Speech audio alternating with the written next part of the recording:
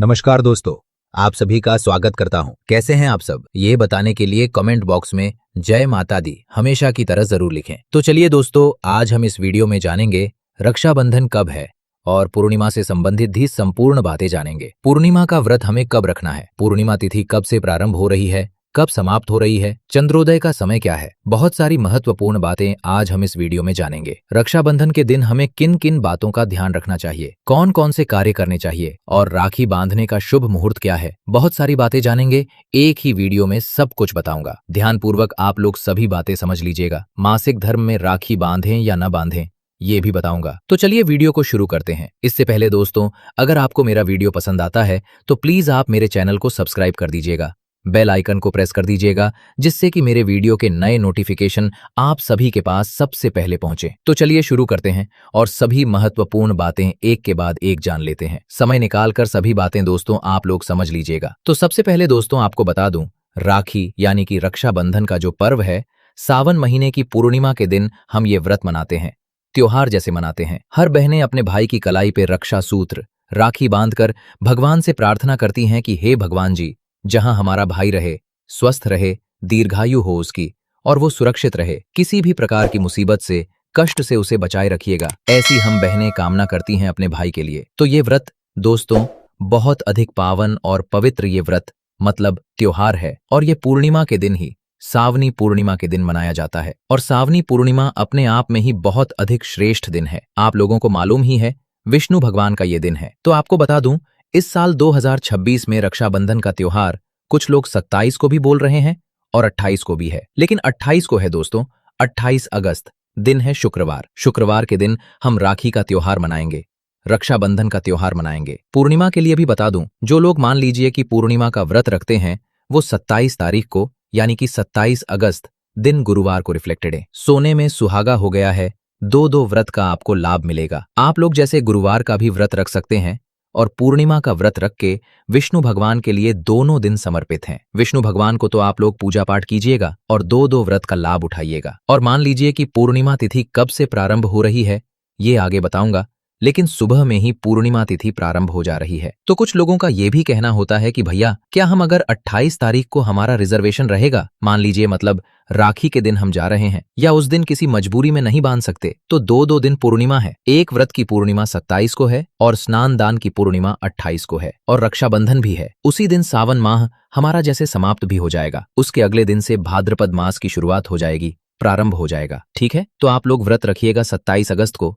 और विष्णु भगवान का पूजा पाठ करके शाम को आप लोग कथा वगैरह उस दिन भी सुन सकते हैं और अगले दिन भी कथा कहलवा सकते हैं।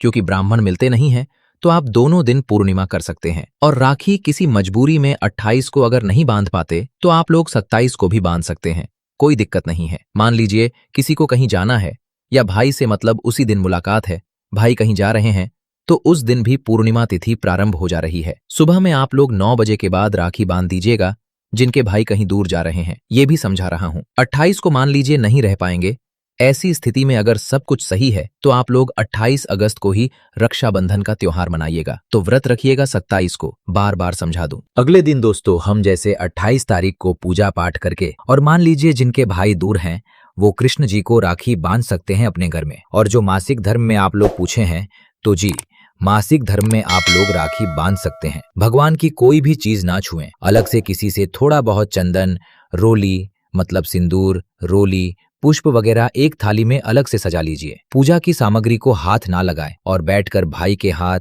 भाई की कलाई पे राखी बांध सकते हैं और आप लोग उनको आशीर्वाद दे सकते हैं। तो सुबह सवेरे राखी के दिन दोस्तों, रक्षाबंधन के दिन हमें उठकर पूर्णिमा रहेगा, पूर्णिमा का जो स्नान दान करेंगे, हर हर गंगे बोलते हुए घर में भी स्नान कर सकते हैं गंगा जल मिश्रित जल से, या आपके घर के आसपास नदी सरोवर है वहां भी जाकर स्नान करके अच्छे से साफ स्वच्छ वस्त्र धारण कर लीजिए। भाई के घर जाना है तो आप लोग जा सकते हैं, या भाई आपके घर आएंगे तो उनके स्वागत की तैयारी कर लीजिए और अच्छे से तैयार होकर किसी भी आसन पे नीचे बैठकर आप लोग राखी बांधें तो ज्यादा बेहतर है। चादर वगैरह बिछा लीजिएगा, अपने सिर को ढक लीजिएगा, भाई के सिर को भी ढक दीजिएगा।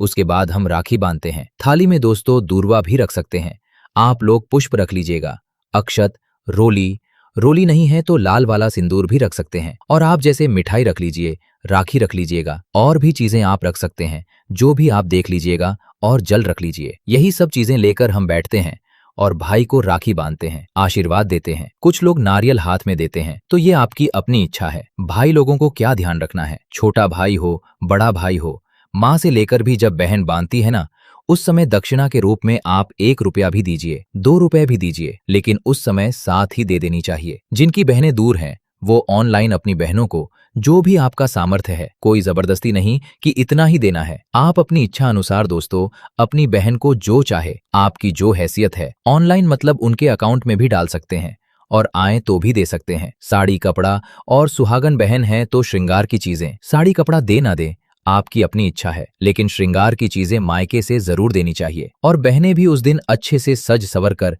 पैरों में महावर वगैरह लगाकर, सिंदूर बिंदी लगा के, अगर हो सके तो आप लोग मेहंदी वगैरह लगाकर तब हमें भाई को राखी बांधनी चाहिए। इस प्रकार से काला ड्रेस वगैरह पहनकर आप लोग राखी ना बांधें, इस बात का ध्यान रखिएगा। बहुत डार्क कोई कलर पहनकर मत बांधिए। बाकी वॉयलेट वगैरह आप लोग पूछते हैं तो जी, वॉयलेट वगैरह मतलब जामुनी रंग, ये सब पहन सकते हैं। ये हो गया। उसके बाद बहनों को भी ध्यान रखना चाहिए। देखिए, जो कुछ देता है कभी हमें मुंह नहीं खोलना चाहिए। मैं बहुत पहले से आप लोगों को समझाता हूं, जिनको विचार होगा वो जरूर देंगे। किसी के देने से हमारा कुछ ऐसा नहीं कि हम राजा बन जाते हैं और किसी के ना देने से हम रंक बन जाएंगे, ऐसा नहीं है। कभी हमें मुंह नहीं खोलना चाहिए। जिसकी जैसी हैसियत होगी, जिसको जितनी श्रद्धा होगी, वो अपना देंगे। आपको कभी कुछ मांगनी नहीं चाहिए। हर बहन इस बात का ध्यान रखेंगी। आजकल की बहनें बहुत ही समझदार हैं। जितना ही गंभीर रहे, जितना ही रिश्ता अच्छे से रहे, उतना हमें कोशिश करनी चाहिए। ज्यादा लूज नहीं होनी चाहिए कहीं भी। बहुत लोग मजाक में बहुत कुछ बोल देते हैं, ऐसा हमें नहीं करना चाहिए। उससे हमारा रिस्पेक्ट कम होता है। कहीं ना कहीं लोगों की नजरों में हमारा प्रेस्टीज भी, हमारे घर का, हमारे पति का भी कम होता है। तो मस्ती मजाक थोड़ा बहुत ठीक है, लेकिन हमें कभी जोर जबरदस्ती किसी से नेग नहीं मांगनी चाहिए। इस बात का आप लोग ध्यान रखिएगा। तो ऐसे सब करके दोस्तों हम राखी का त्योहार मनाएंगे। जिनके भाई मान लीजिए दूर हैं, वो भाभी को तो राखी बांधते ही हैं। उनके सिंदूर में आप लोग राखी बांध दीजिएगा, ठीक है। और आप लोग देवी देवताओं को भी भाई स्वरूप में, मतलब कृष्ण जी को भी राखी बांध सकते हैं।